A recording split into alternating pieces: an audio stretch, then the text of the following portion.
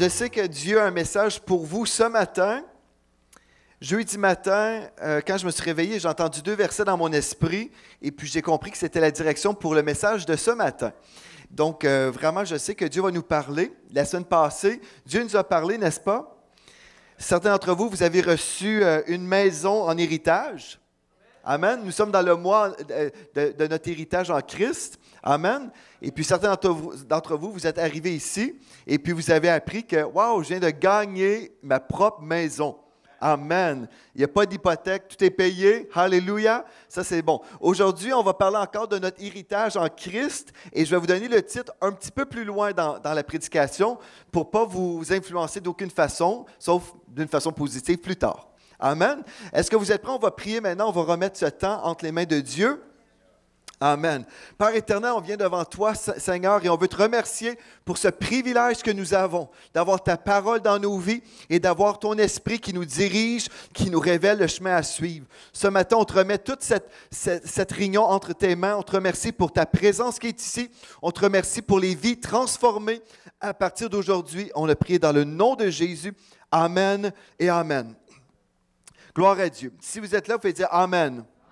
Amen, gloire à Dieu. Venez avec moi dans Proverbes chapitre 4 et au verset 7. Proverbes chapitre 4 et au verset 7.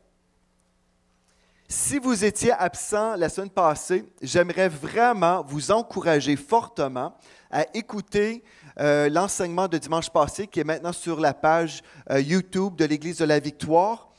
Si vous nous suivez sur Internet, vous êtes également les bienvenus. C'est un message hyper important. Sans cette révélation, le chrétien vraiment se fait voler à plein de niveaux dans sa vie.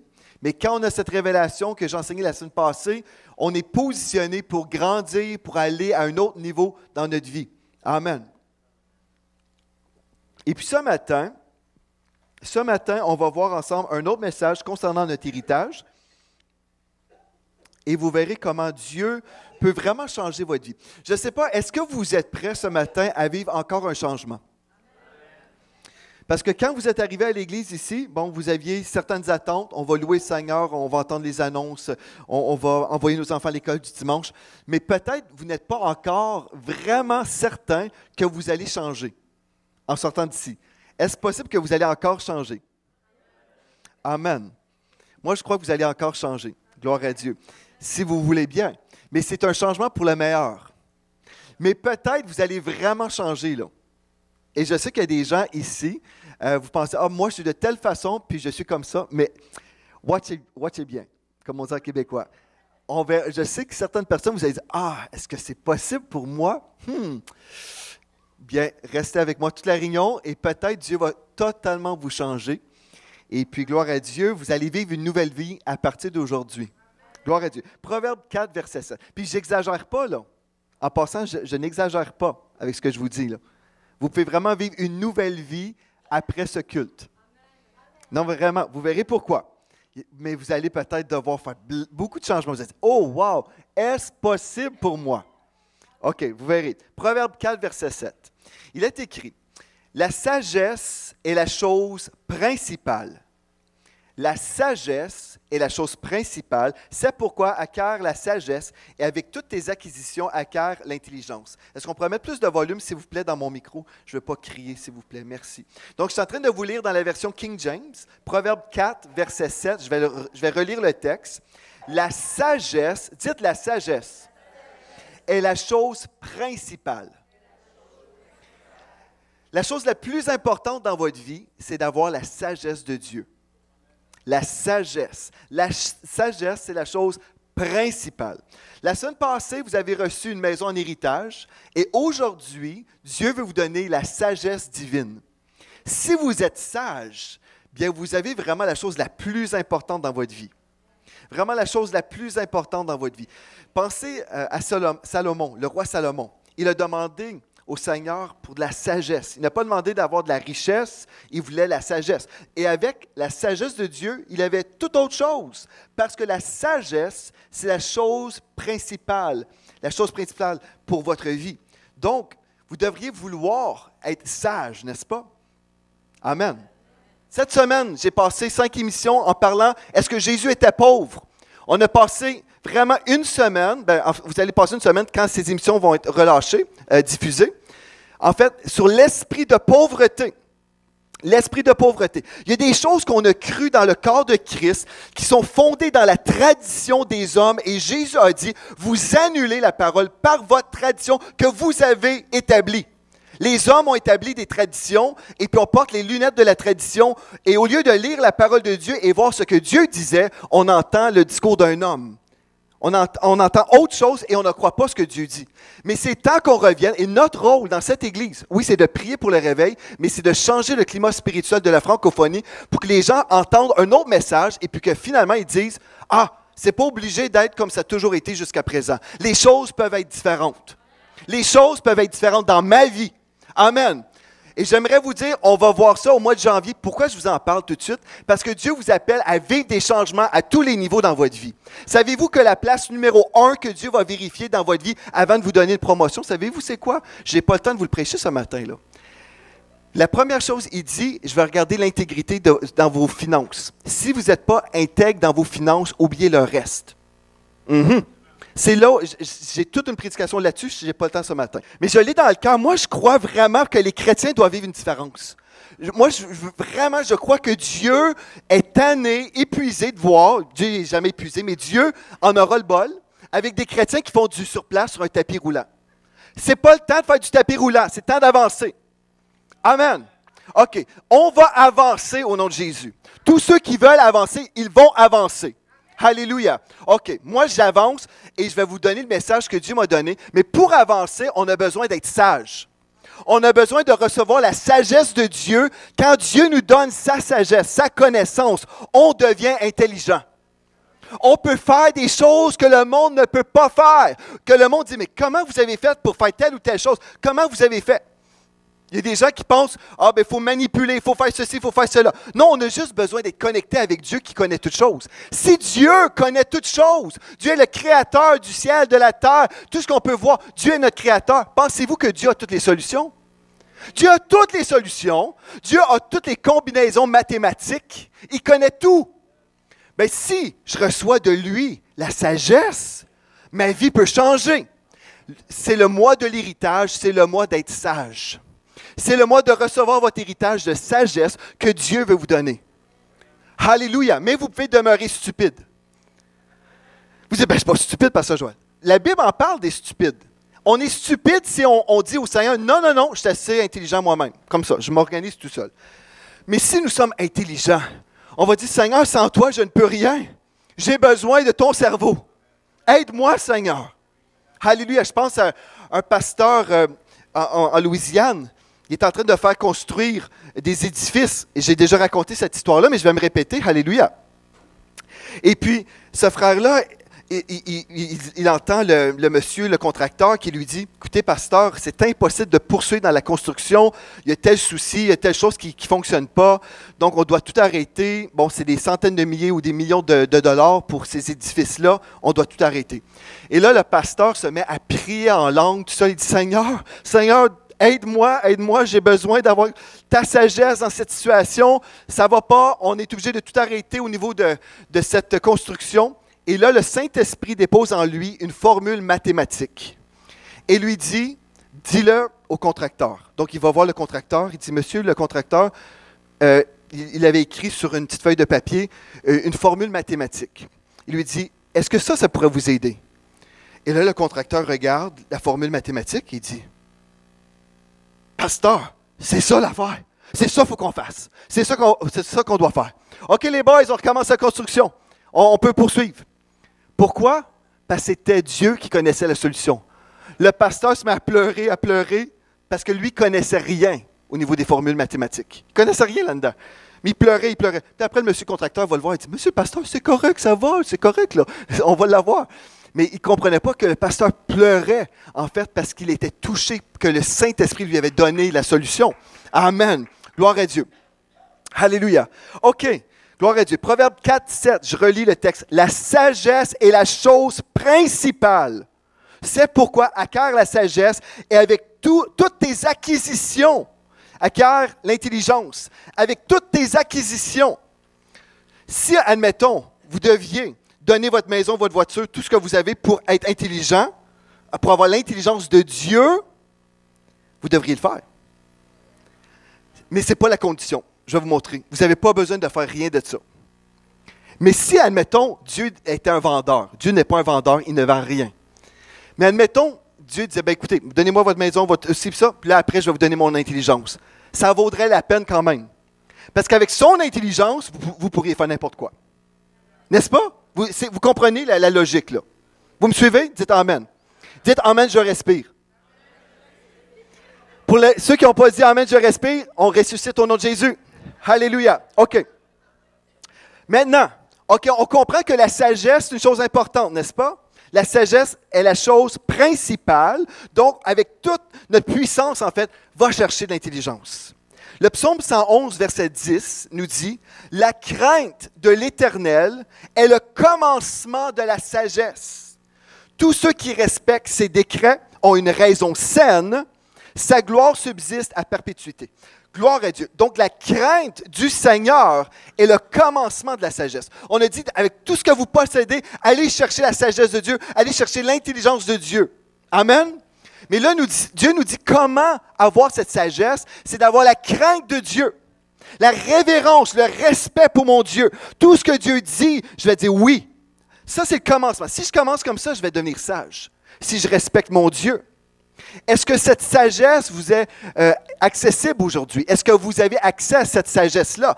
Vous dites, ben, je sais que le roi Salomon, lui, a eu accès à la sagesse de Dieu, mais moi, un petit chrétien de cette ville ou d'une ville voisine, est-ce que je peux vraiment m'attendre de recevoir la sagesse de Dieu? Moi qui fais juste telle ou telle chose dans la vie, Dieu veut donner sa sagesse à tous ses enfants. Alléluia! Vous êtes un candidat pour recevoir la sagesse de Dieu dans votre vie. Mais il y a une condition. Craignez l'Éternel. Craignez l'Éternel. Faites tout ce que Dieu vous dit de faire. Respectez l'Éternel. Et ensuite, deuxième chose que vous devez faire, c'est demander de la sagesse à Dieu. C'est une prière. Vous demandez. Moi, là, depuis des années, j'étais adolescent, je priais, Seigneur, rends-moi sage, donne-moi, Seigneur Dieu, ta parole, rends-moi sage. Et savez-vous, des fois, quand le diable voulait me faire prendre des détours, j'entendais la voix de Dieu, le Saint-Esprit, qui me disait, ah, fais attention à ceci, fais attention à cela. Et Dieu me gardait, Dieu me protégeait. Des fois, les gens ont dit, ah, tu as de la sagesse. C'est pas ma sagesse, c'est la sagesse de Dieu. Moi, j'ai juste reçu. J'ai demandé et Dieu a donné. Dieu veut vous donner. Amen. Regardez avec moi dans Jacques chapitre 1, verset 5. Alléluia, on va aller rapidement ce matin. J'ai beaucoup de choses à vous dire. Ah, mais beaucoup d'entre vous, vous allez changer après aujourd'hui et c'est pour le bon. Alléluia. OK. Jacques 1, 5, il est écrit, « Si quelqu'un d'entre vous manque de sagesse, est-ce que ça se peut que vous avez fait des bêtises des fois dans votre vie? Est-ce que ça se peut des fois que vous avez pris des mauvaises décisions? Ou vous dites, « Ah, si j'avais su, si seulement j'avais été plus intelligent, je n'aurais pas signé tel contrat. » Je me souviens, moi, je l'ai faite, cette erreur-là. J'ai signé un contrat, je pense, pour acheter une voiture, j'ai payé, je pense, 29 %. C'était terrible. Mais même à cause de ça, même malgré tout ça, Dieu m'a racheté de la malédiction et puis Dieu m'a sorti de ma stupidité. Mais j'aurais dû être plus sage. Amen. Dieu veut, oui, nous secourir, mais des fois, si on peut éviter les problèmes, c'est encore mieux. Amen. OK. Donc, si quelqu'un d'entre vous manque de sagesse, qu'il la demande à Dieu. C'est facile, ça. Êtes-vous capable de demander à Dieu, « Je veux ta sagesse, Seigneur. » Bon, il y en a quelques-uns. Mais est-ce que vous êtes capable de faire une prière semblable? « Seigneur, j'ai besoin de ta sagesse, s'il te plaît. » OK. Bon, c'est facile, ça. Mais il y a une condition. Qui donne à tous simplement et sans reproche, elle lui sera donnée. Dieu ne dira pas, « Ah, mon doux, t'es donc bien stupide de me demander ça. » Non, il dit « sans reproche. » Amen. OK. Verset 6. « Mais, dites « mais ». Qui la demande avec foi, sans douter. Ah, ça, c'est la condition. Donc, quand vous allez demander à Dieu votre héritage de sagesse, vous allez demander avec foi, sans douter. Donc, Dieu veut vraiment préciser, il faut demander avec foi. Quand on demande avec foi, ça veut dire que je m'attends que je reçois. Amen. Je m'attends que je reçois au moment de la prière, sans douter. Donc, avec foi, sans douter. Amen. OK. Car celui qui doute est semblable au flot de la mer, agité par le vent et poussé de côté et d'autre, qu'un tel homme ne s'imagine pas qu'il recevra quelque chose du Seigneur. C'est un homme irrésolu, inconstant dans toutes ses voies. Est-ce que je peux avoir du volume dans mon micro, s'il vous plaît? Donc, c'est un homme irrésolu, inconstant dans toutes ses voies. Un homme qui s'en va vraiment, qui tourne en rond, qui prend toutes sortes de mauvaises directions. OK, donc, si la crainte de l'Éternel est le commencement de la sagesse, je devrais vraiment apprendre à devenir sage. Je devrais vraiment respecter et connaître mon Dieu. Puis on se dit, OK, la crainte de l'Éternel, c'est le commencement de la sagesse. Mais comment arriver à craindre Dieu? Comment arriver à vraiment connaître mon Dieu? Connaître ce que Dieu veut? Comment arriver à une place où je deviens vraiment proche de mon Dieu pour entendre sa parole, pour entendre sa voix, quand Dieu veut me protéger, quand Dieu veut me donner ses stratégies, quand Dieu veut me faire, admettons, il veut me donner une formule mathématique, par exemple. Comment faire pour arriver à cette place où je connais ce que Dieu connaît? Savez-vous ce que vous allez faire? C'est simple. Vous allez vous approcher de Dieu. Wow! Oh, ça c'est scientifique. Le psaume 73, verset 28. Remarquez avec moi. Vous pourrez le prendre en note. Le psaume 73 et le verset 28. Alléluia. Pour moi, dites pour moi, m'approcher de Dieu, c'est mon bien. Pour moi, m'approcher de Dieu, c'est mon bien. Pour moi, m'approcher de Dieu, c'est ça mon bien. Je place mon refuge dans le Seigneur éternel afin de raconter toutes tes œuvres. Pour moi, la chose la plus importante dans ma vie, m'approcher de Dieu, c'est ça mon bien. Le diable va vous faire croire que votre maison, c'est votre bien.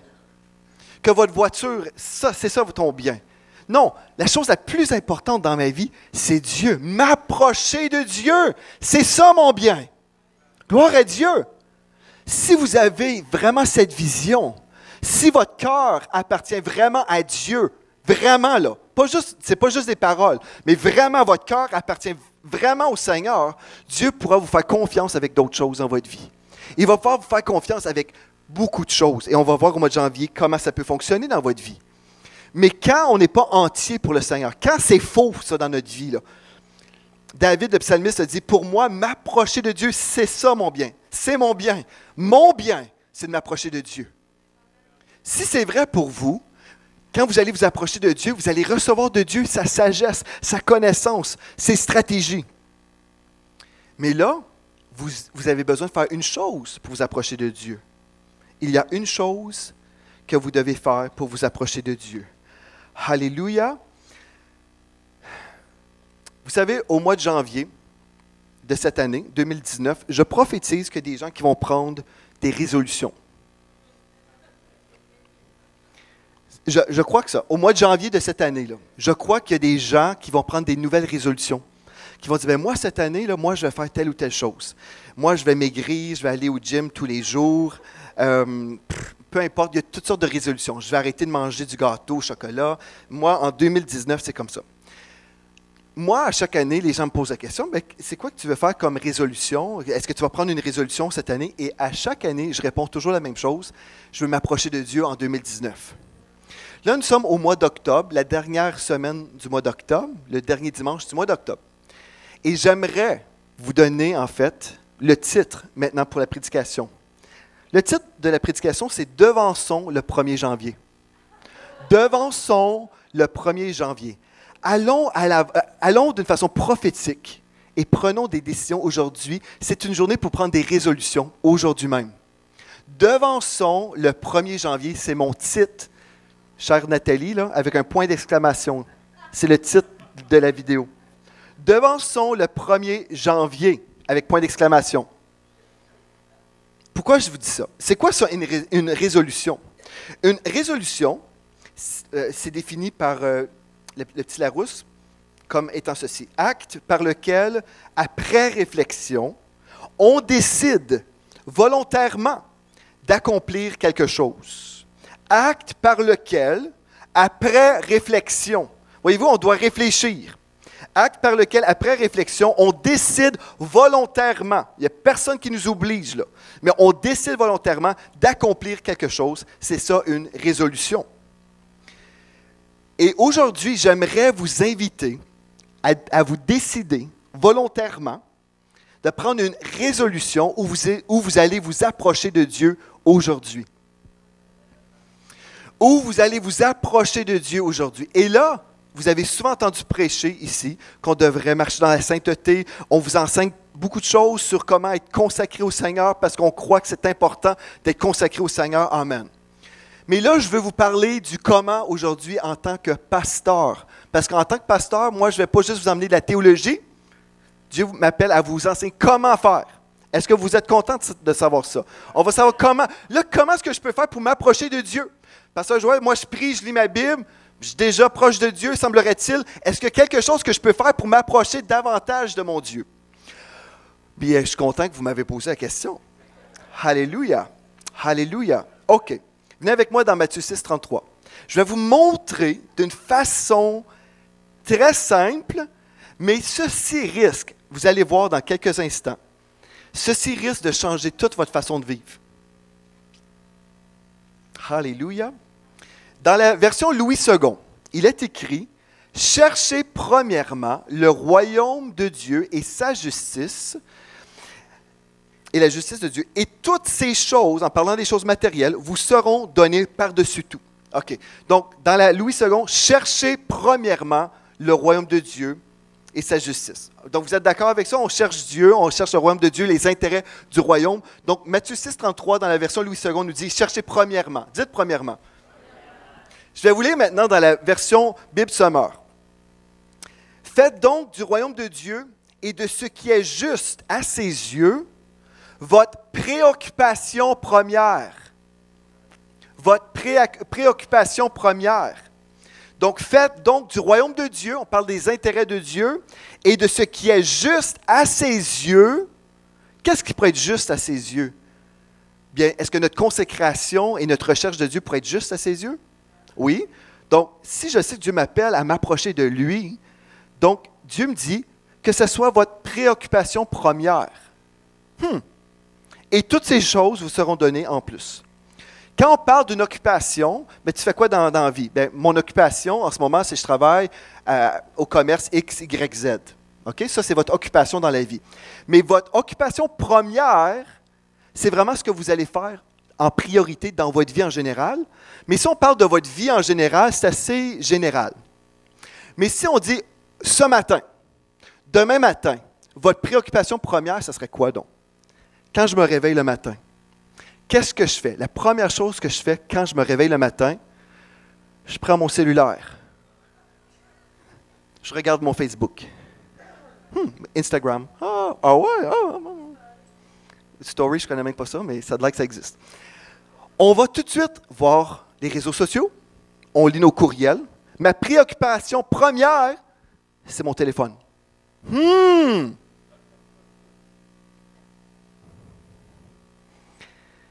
OK, dans le pratique. Question pratique.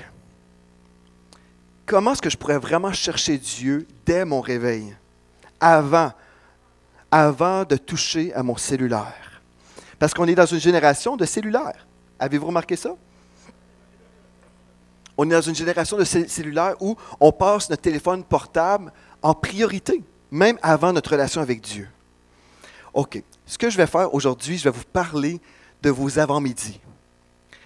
Je vais vous parler de vos avant-midi, et là, je m'en viens vraiment dans un message pratique, pastoral, OK?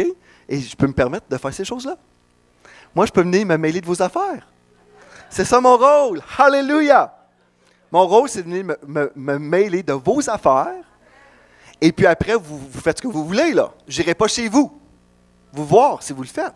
Mais je veux vous dire, si vous voulez progresser, si vous voulez vraiment chercher premièrement que votre préoccupation première soit vraiment le Seigneur, je vais aller vraiment dans le concret, dans le pratique dans votre vie. Alléluia! C'est pour ça que je vous ai dit, peut-être que vous allez changer d'avis, là.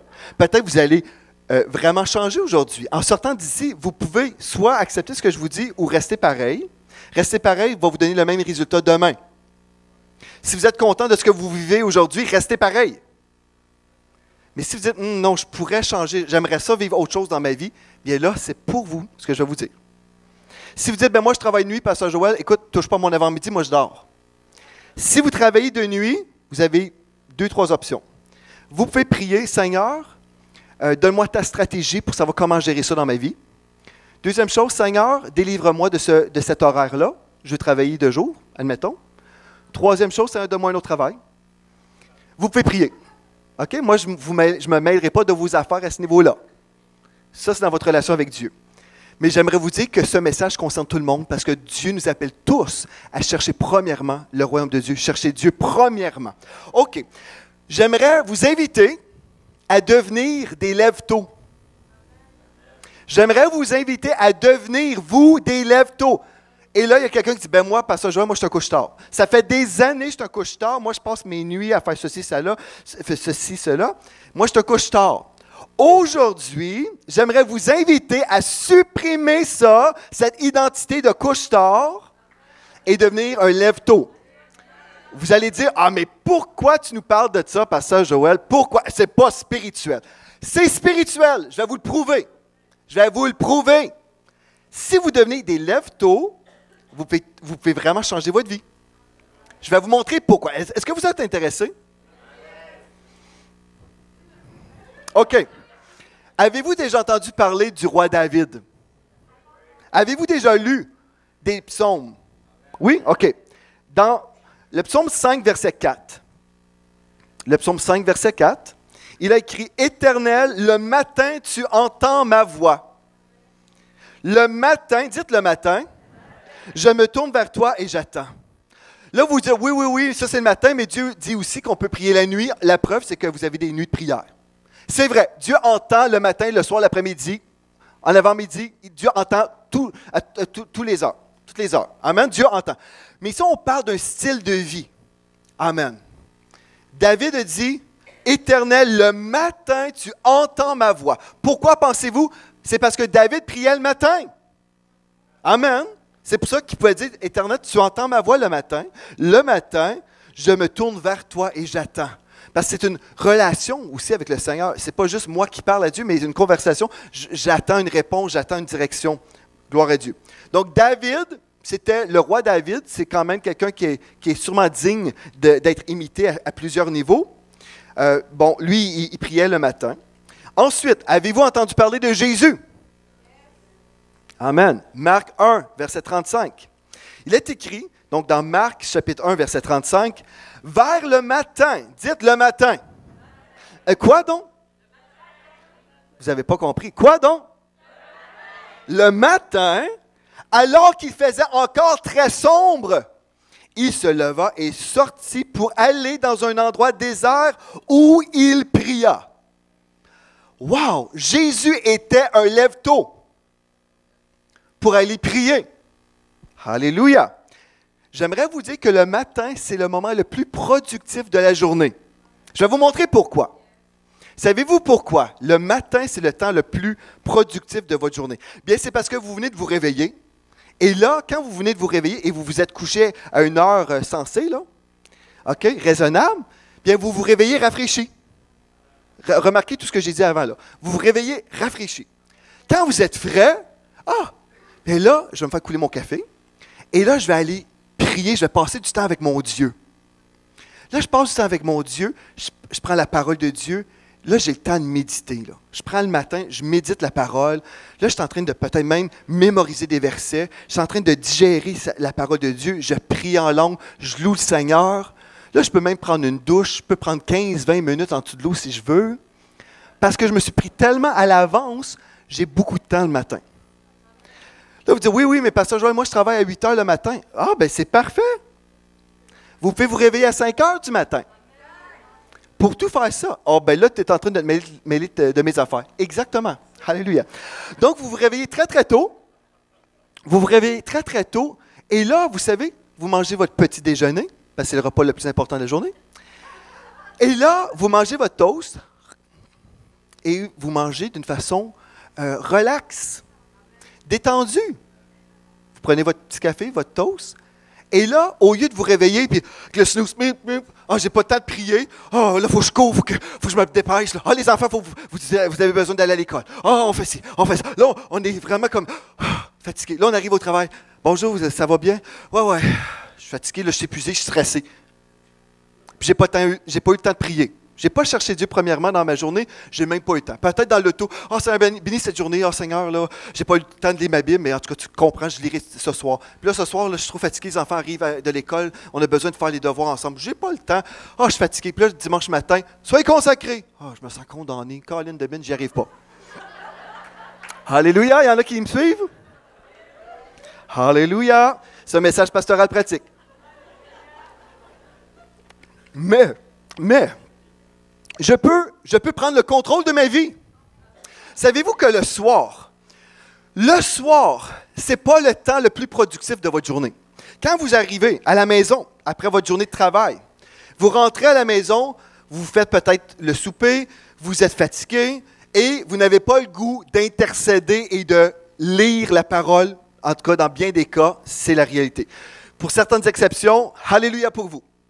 Mais pour la majorité du monde, le soir, c'est le temps où on veut relaxer. Quand vous relaxez, vous allumez quelque chose. Et là, vous recevez quelque chose pour relaxer. Vous perdez du temps. Est-ce que tu es en train de dire, Pasteur Joël, qu'on ne peut pas relaxer devant un film? Non, on a le droit, on n'est pas légaliste. Mais si, chaque jour, là, vous prenez des heures devant la télévision, des heures et des heures et des heures, calculez tout ça après une semaine, vous avez investi beaucoup d'heures dans la relaxation. Quand vous auriez pu prendre ces heures-là dans un sommeil récupérateur, admettons, vous vous couchez à 10 heures le soir, là, et vous vous réveillez à 5 heures du matin, là, vous vous réveillez à 5 heures, 5 heures et demie, et là, vous êtes en pleine forme, vous vous consacrez, vous pouvez même recevoir la sagesse de Dieu à ce moment-là, où Dieu vous inspire. Ah, il y a un projet que j'aimerais que tu fasses. Ah bon, tel projet? Oui, tu devrais écrire un livre, tu devrais enregistrer un CD, tu devrais faire ceci ou cela, tu devrais démarrer un groupe vie. Ah bon. Là, vous êtes en train de prendre votre temps quand vous êtes alerte. Dites alerte. Quand vous êtes alerte, vous êtes en train de racheter le temps, vous êtes en train de profiter des occasions que Dieu vous donne pour progresser dans votre vie spirituelle. Savez-vous que la majorité des leaders d'entreprise, ce sont des lève-tôt? La majorité des leaders d'entreprise, ce sont des lève-tôt. Pourquoi je vous dis ça? C'est parce que c'est des gens qui ont de la discipline, qui veulent avancer. Mais quand on n'est pas discipliné dans notre vie, on se couche toujours tard, on se réveille toujours tard, on se réveille vers 10h, 11h le matin. Admettons, là, vous vous réveillez 9h30, 10h. Imaginez ceux, là, les chrétiens qui ont commencé à 5h30 dans l'intercession, là, ils ont des heures d'avance sur vous pour être productifs pour le royaume de Dieu. N'est-ce pas vrai, ça? Alléluia! Moi, je prêche très bien en ce moment, même s'il n'y a personne qui dit Amen. OK. Le matin, c'est le moment le plus productif de la journée. Vous pouvez tout oublier ce que j'ai dit, là. Vous pouvez dire, moi, ça ne marche pas, ça marche. C'est correct, je vous respecte. Je parle à ceux qui veulent avancer.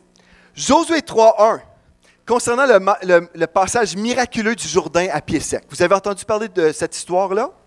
Bon, dans Josué chapitre 3, verset 1, il est écrit, en parlant, on a déjà vu David, Jésus, maintenant Josué, s'étant levé de bon matin, dites de bon matin.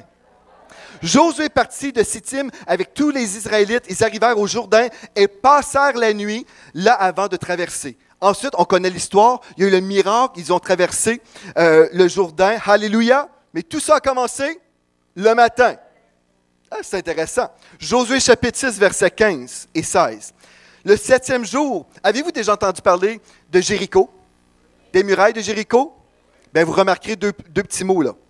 Dans pas longtemps. Le 7e jour, ils se levèrent de bon matin. Dites de bon matin. Dès l'aurore, donc un peu avant le lever du soleil, là, ils se levaient tellement extrémistes, là, il faisait encore noir. Alléluia. Il faisait encore noir.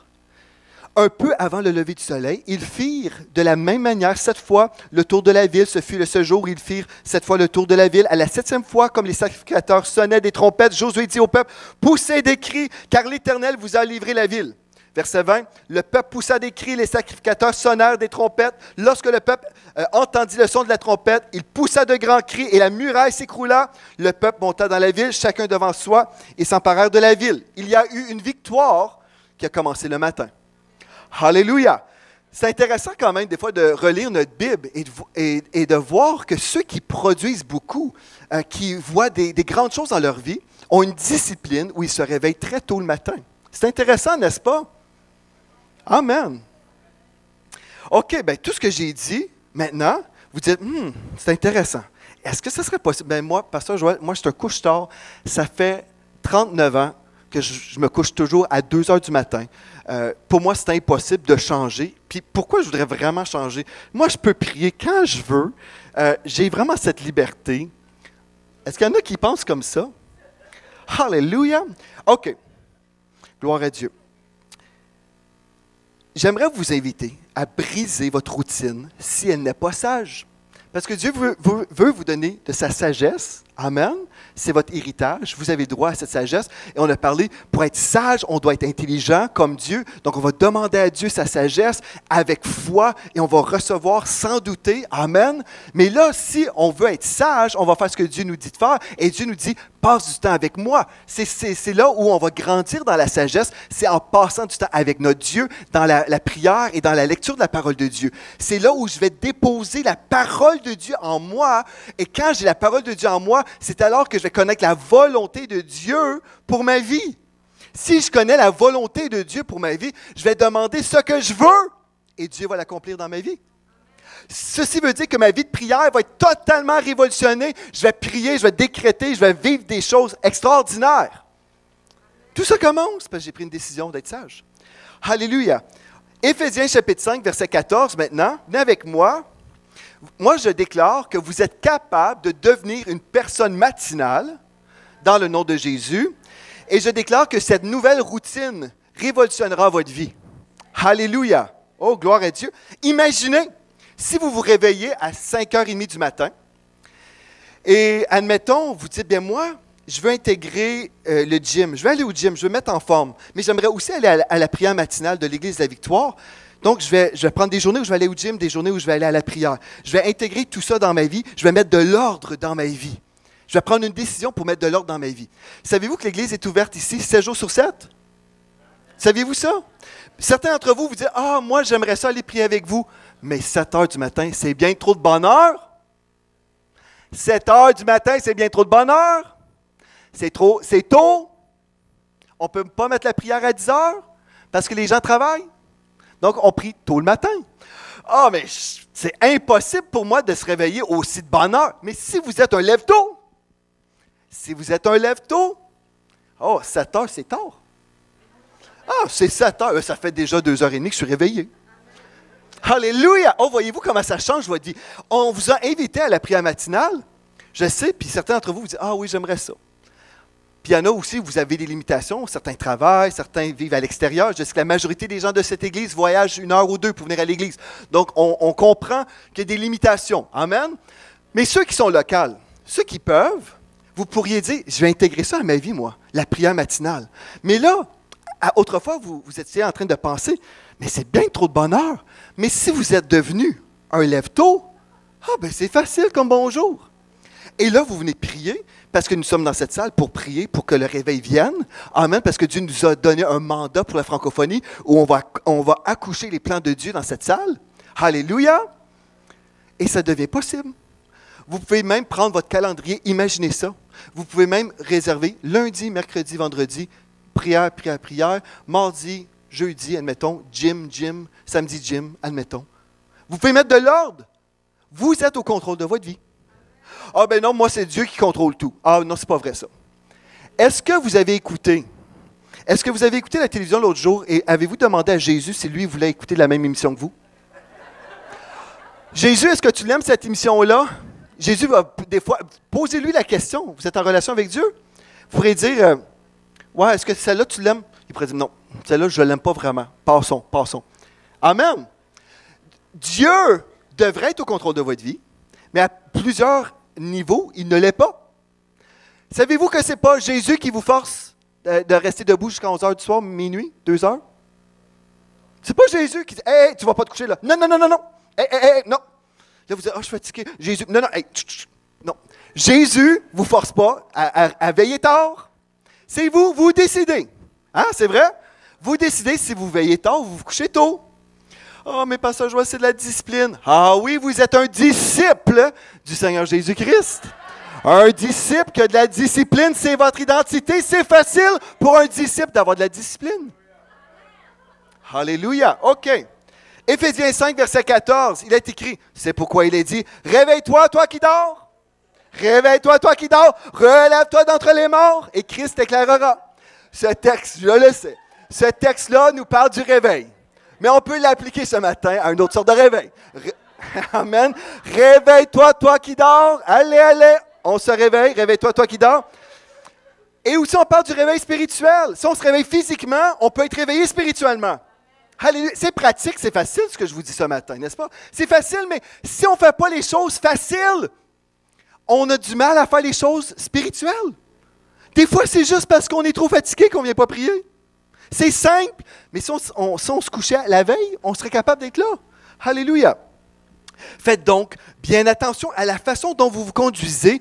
Ne vous comportez pas comme des fous, mais comme des sages. Comme des sages. Alléluia, comme des sages. Verset 16. Rachetez le temps, car les jours sont mauvais. Rachetez le temps. Le diable veut vous voler vos heures. Il veut vous voler toutes ces heures-là où vous investissez vos heures dans la relaxation intensive. Il veut voler ces heures-là, vos heures de productivité. Vous pouvez dire, non, moi je vais inverser ça. Je me couche plus tôt et puis je me réveille tôt. Et là, ça fait des années que j'ai à cœur tel projet. On dirait que je n'ai jamais le temps de rien faire. Parce que je suis tout le temps fatigué le soir. Mais là, couchez-vous quand vous êtes fatigué. Et le matin, vous voulez écrire un livre. Réveillez-vous et passez 1 heure d'écriture. Amen. Pourquoi pas? Amen. Vous pouvez faire des projets le matin. Alléluia. Et savez-vous une autre chose merveilleuse le matin? Votre téléphone ne sonnera pas. Parce que le monde dort. Les gens sont en train de dormir. Vous ne recevrez pas d'interruption sur votre cellulaire. Personne ne va vous texter. Vous allez avoir la sainte paix des rendez-vous divins avec Jésus. Vous allez juste être avec lui, vous allez être dans la présence de Dieu. Et là, les gens vont se réveiller dans quelques heures. Et puis là, vous allez commencer à avoir des textos, puis tout ce que vous voulez. Mais vous allez être bien réveillé, puis là, vous avez placé le royaume de Dieu en priorité. Votre première préoccupation, c'était Jésus. Donc là, vous n'avez pas un sentiment de culpabilité quand vous venez le dimanche matin, puis là, on prêche, « soyons consacrés à Dieu. » « Ah, j'y arrive pas, je suis trop fatigué. » Non! Vous êtes content, vous dites « Amen! » Soyons consacrés. « Amen! Oh, je suis tellement content d'être consacré. Ah, c'est tellement plus facile, ma vie. Alléluia! Je produis beaucoup plus. Alléluia! » Est-ce que c'est en train de peut-être vous convaincre, là? Racheter le temps. Qu'est-ce que ça veut dire, racheter le temps? Dans la Bible du Sommeur, mettez à profit les occasions qui se présentent à vous. Profitez du temps dans Parole de vie, dans Français courant. Faites un bon usage de toute occasion qui se présente à vous. Verset 17 maintenant, c'est pourquoi ne soyez pas stupides. Dites à votre voisin, ne sois pas stupide. Dites à votre voisin, ne sois pas stupide. C'est la Bible qui dit là.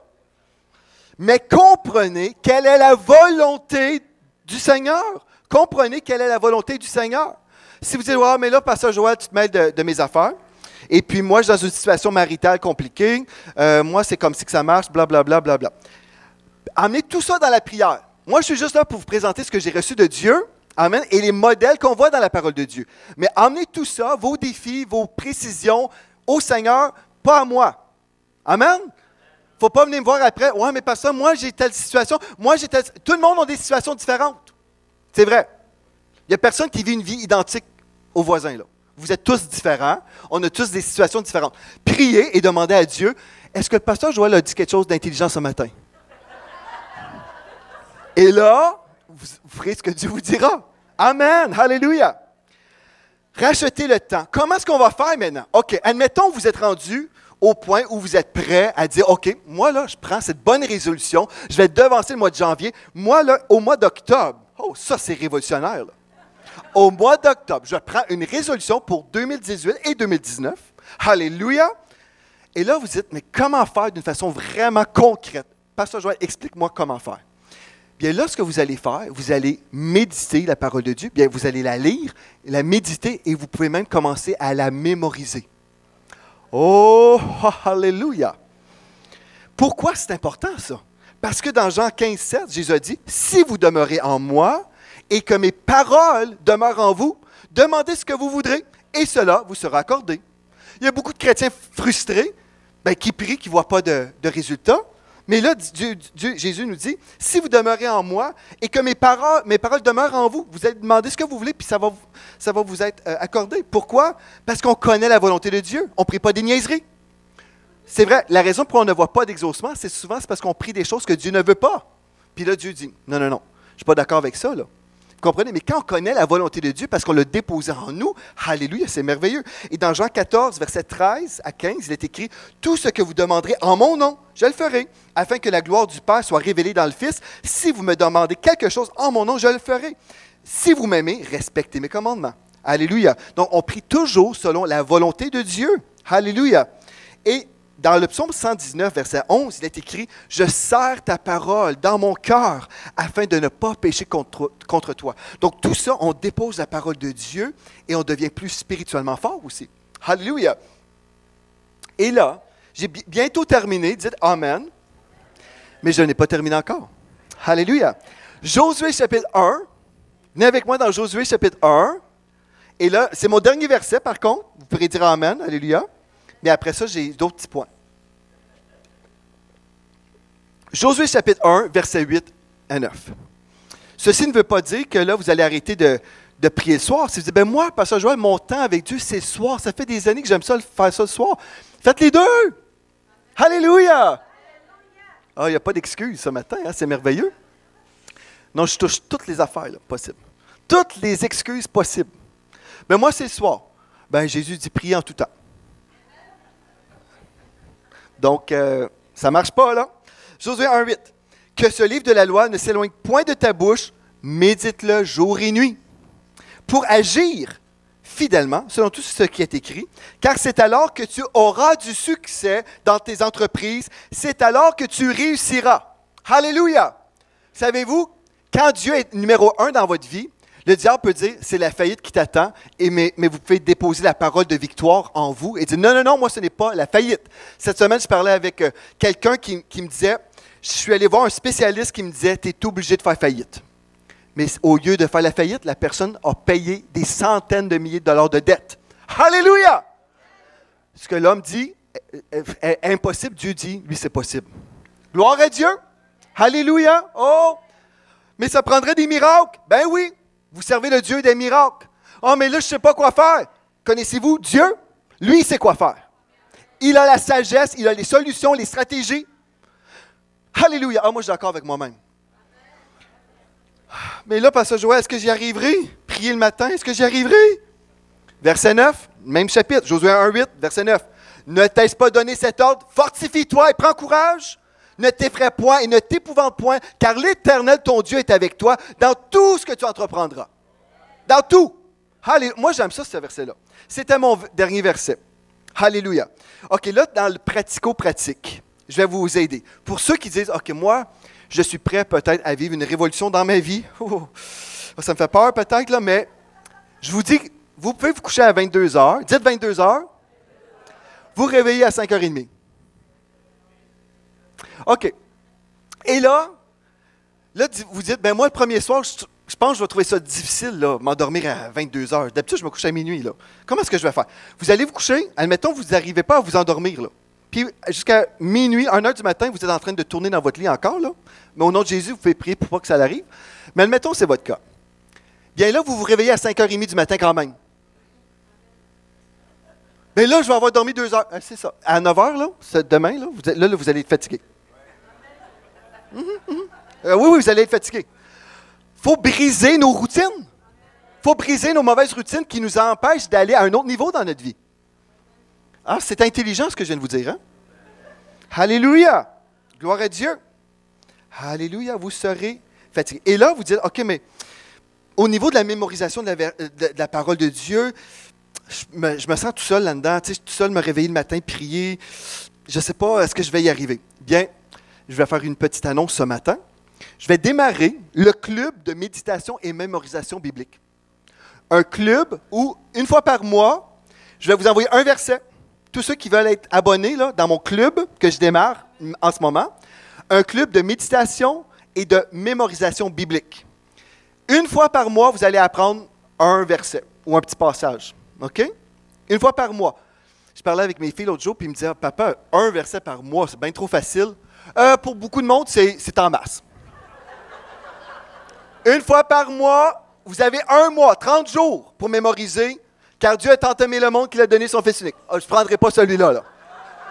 Non, non, non, non, pas de trichage.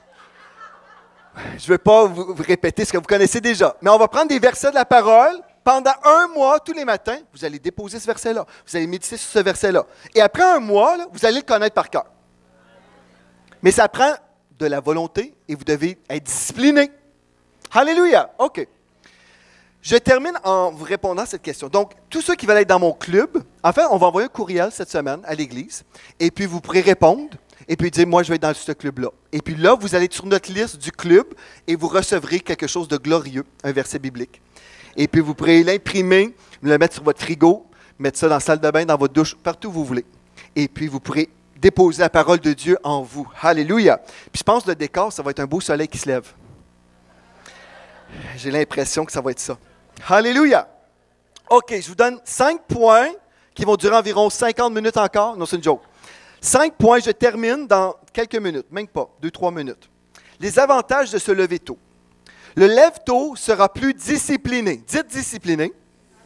Il choisit de se réveiller quand la majorité des gens dorment encore. Alléluia. Donc, c'est une personne disciplinée. Le lève-tôt sera plus rafraîchi dans sa vie en général. Sa constance au niveau du sommeil le renouvelle. Tous les jours, cette personne-là est remplie d'énergie. Rafraîchi, il a bien dormi. Alléluia. Il est plus prévoyant. Il a le temps de prévoir et de se préparer pour des situations diverses dans sa journée. Comme il s'est réveillé très tôt, il peut prier en langue. Le Saint-Esprit va lui dire, « Ah, aujourd'hui, tu vas affronter telle situation. Ah bon? Ah oui? Prépare-toi pour ça. » Je vais vous dire, ça arrive. Amen. Plus prévoyant. Puis après, vous dites, « Ah, c'est vrai, il fallait que je voie tante Jacqueline pour telle affaire. » Encore le tante Jacqueline qui revient.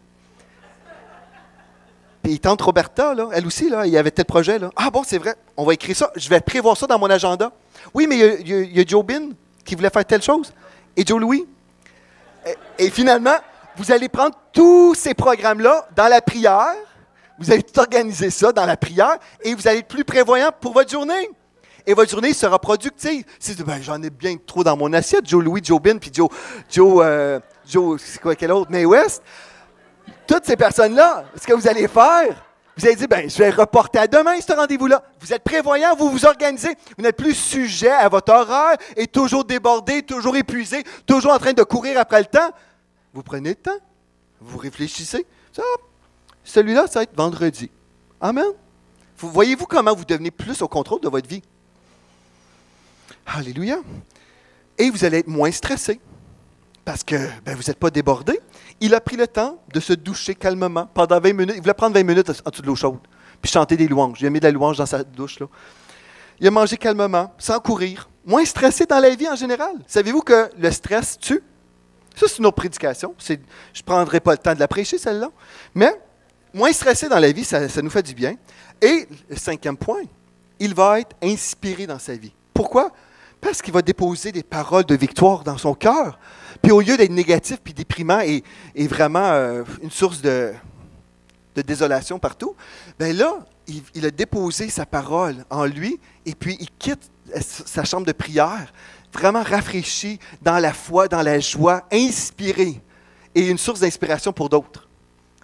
Tout ça est possible si on se réveille de bonne heure.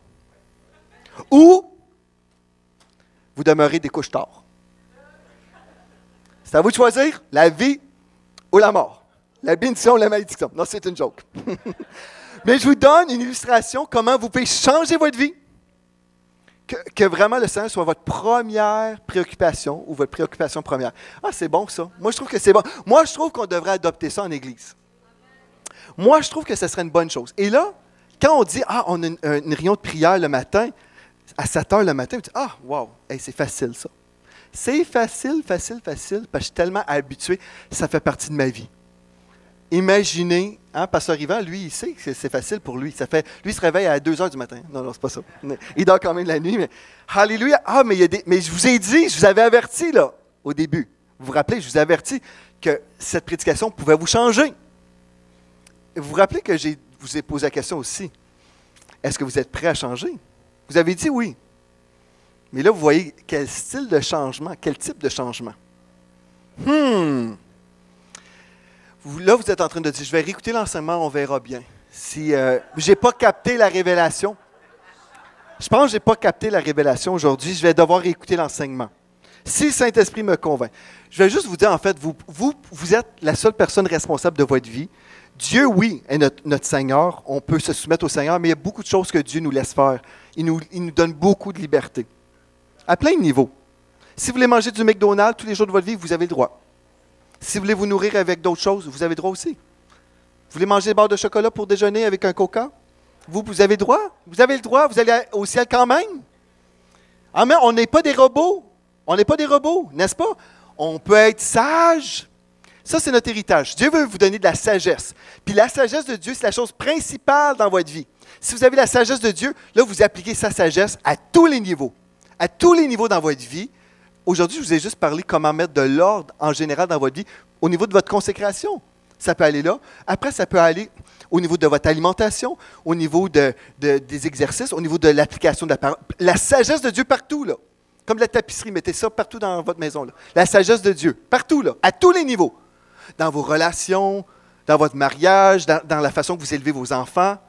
Être sage, c'est bon ça, n'est-ce pas? Alléluia. Je vais inviter l'équipe de la louange. On va louer le Seigneur en terminant. Gloire à Dieu. Est-ce qu'il y en a ici que vous avez réfléchi un peu? Au moins. Ça vous a poussé à réfléchir. Alléluia. Est-ce qu'il y en a ce matin?